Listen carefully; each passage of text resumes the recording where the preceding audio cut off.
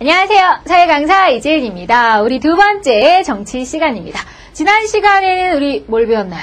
복습하셨죠, 그쵸? 자, 민주주의의 발달 과정 배웠습니다. 항상 그것을 늘 기억하고 계셔야 자, 이제 앞으로 진행되는 매 시간이 편하실 거예요.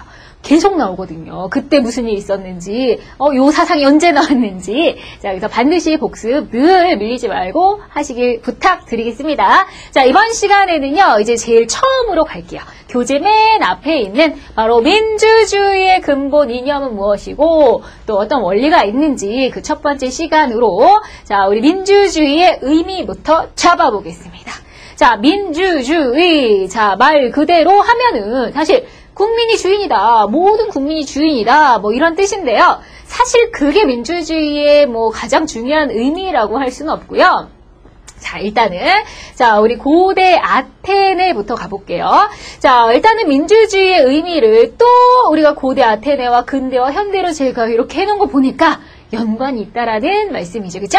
자, 우리 민주주의의 의미는 크게 세 가지로 나뉩니다. 세 가지. 어떻게 나뉘냐면 첫 번째는 자, 정치 형태로서의 민주주의입니다. 정치 형태로서의 민주주의. 자, 그다음 두 번째 사회 구성 원리로서의 민주주의가 있어요. 사회 구성 원리. 다른 말로는 어떤 이념 또는 이념 실현으로서의 민주주의다 이렇게 얘기하고요. 세 번째는 생활 원리로서의 민주주의다 이렇게 얘기해요. 생활 원리로서의 민주주의다. 자, 이건 외우셔야 돼요. 자, 외울 건 외웁시다. 자, 우리 민주주의 하면 크게 의미가 몇 가지다? 세 가지. 자, 그래서 정치 형태. 두 번째, 사회 구성 원리. 세 번째, 생활 원리로서의 민주주의다. 자, 그러면 가볼게요. 자, 고대 아테네에도 우리가 민주주의란 말 나왔고, 근대에서도 우리 근대 시민사회 나오면서 민주주의 나왔고, 그 다음에 현대에서도 민주주의란 말이 나왔어요. 자, 그러면 각각 시대별로 어떤 의미로 썼는지 우리는 그걸 같이 결부시켜서 공부를 하는 거야. 자, 일단은 우리 정치의 하나의 종류라는 겁니다. 정치 형태라는 거. 자, 우리 이렇게 분류할 수가 있어요. 예를 들어서 혼자서 정치를 해요. 혼자서. 자, 그럼 이제 아리스토텔레스가 이런 식으로 분류를 했는데 만약에 1인이 하는 정치다. 그러면 군주정이다. 왕이 혼자서 할 때 군주정. 자, 그 다음에 소수가 하는 정치다. 소수. 그러니까 많지 않은 소수. 그럼 아리스토텔레스가 이 고대 그리스 사람이잖아요. 그쵸? 자, 이럴 때 이제 귀족정이다. 이렇게 표현했어요. 그러면 많은 사람이 하는 정치다. 다수가 하는 정치다. 공화정이다. 이렇게 구분을 했습니다. 그럼 정치에도요, 종류가 굉장히 많다는 거죠. 그죠? 군주정도 있고, 귀족정도 있고, 공화정도 있고, 그쵸? 자, 이렇게 참 다양한 정치가 있어요. 조금 더 심화시켜볼까요? 자, 이게 만약에 타락되면 어떻게 되느냐? 타락했어요. 군주정이 타락하면, 독재자가 되는 거죠? 참주정이라고요. 참주 출현 방지하기 위해서 우리 고대 아테네에서 도편추 방제, 이게 탁탁 나오셔야 돼요. 자, 그 다음에 이제 귀족정이 약간 타락을 하면 소수의 우두머리가 확 좌지우지한다고 해서 자, 과두정이라고요. 과두정.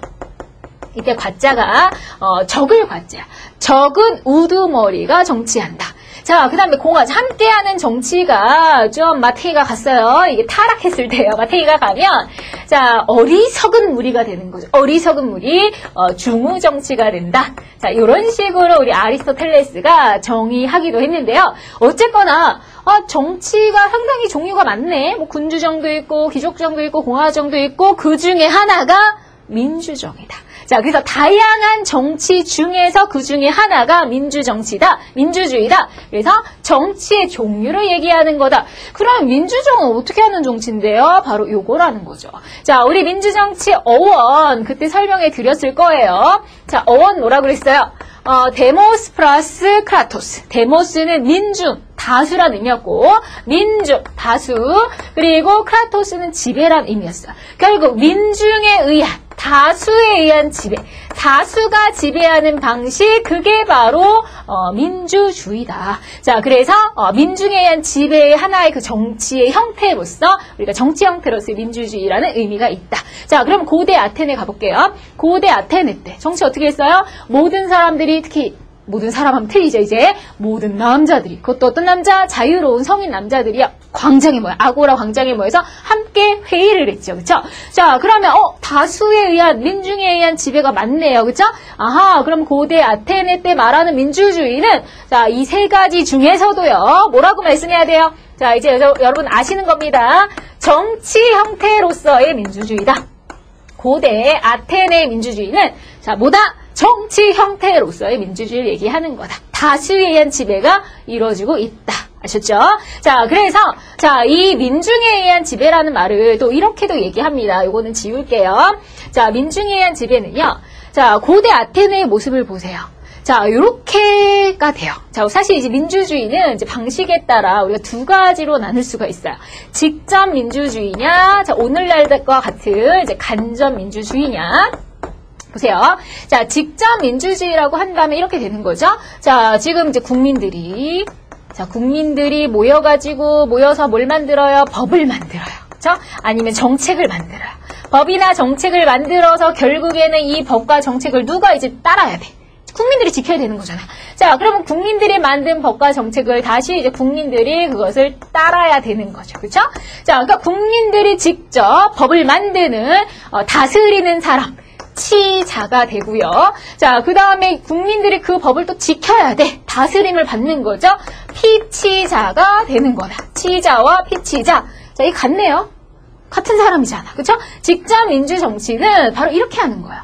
치자와 피치자가 같다. 그것을 우리 무슨 성의 원리라고 했어요? 이건 얘기했습니다. 자, 같네. 동일성, 동일하다. 동일성의 원리 또는 자동성의 원리다. 이렇게 얘기했어. 자동성의 원리. 이때 자는 자동문 아니고요. 스스로 같다. 스스로. 자, 이 개인이 이것도 되고 이것도 된다라는 자동성의 원리다. 이제 이렇게 얘기를 합니다. 자, 그러면 간접 민주주의 정치는 뭐냐면 요즘 우리가 하는 거죠. 여러분들이 직접 나가서 법 만들지 않잖아요. 요즘 어떻게 해요? 우리 다 바쁘고요. 그렇죠? 저도 강의하러 바쁘고요. 자, 그러면 자, 우리 국민들이 직접 나갈 시간도 없고요. 장소도 없어요. 이 많은 사람들 어디 모입니까? 그래서 우리 국민들이 뭘 대신? 대표를 대신 뽑죠. 자, 우리를 대표할 국회의원, 대통령 이러는 우리 대표를 뽑아서 자, 그들로 하여금 맡기는 거죠. 법과 정책을 만들게 한 후에 그 다음에 우리가 자, 그것을 이제 따르는 거죠. 자, 그쵸? 우리가 뽑은 대표가 만든 거니까 우리가 따르는. 그러니까 뭐만 하나 더 추가된 거예요. 이 가운데 이 대표가 들어간 거죠. 아, 그러면 이건 민중에 의한 지배가 아닌가? 이렇게 착각하시는 분들이 있어요. 자, 보세요. 자, 그래도요, 이 대표가 법과 정책을 만들었지만, 이 대표는 누가 뽑았어? 결국에는 우리가 뽑은 거죠.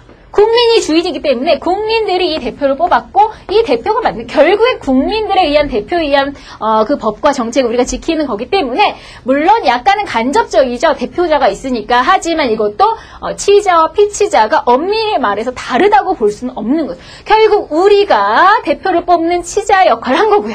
그 다음에 또 우리가 이 법을 지켜야 되는 피치자 역할을 하고 있는 거죠. 자, 그래서 물론 이 민주 정치의 모습엔 두 가지가 있습니다. 직접과 간접. 하지만 어쨌거나 이 둘 다 우리가 다수에 의한 민중에 의한 지배인 바로 정치 형태로서의 민주주의 모습이 갖추고 있는 거죠. 그렇죠? 자, 여기서는요. 여러분들이 요거 상식적으로 좀 알아주세요. 자, 우리 미국 대통령 링컨이요. 예전에 엄청 유명한 연설을 하나 했습니다. 자, 이름하여 무슨 연설이냐? 게티스버그 연설인데요. 자, 거기에 이제 민주주의를 의미하는 그 내용이 너무너무 잘 표현됐다. 자, 뭐라고 표현했냐면, 자, 국민의 의한. 자, 국민을 위한 그러한 정부가 되겠다. 이렇게 약속을 해줬어요. 자, 국민의 의한, 국민을 위한. 자, 이런 정부가 되겠대요.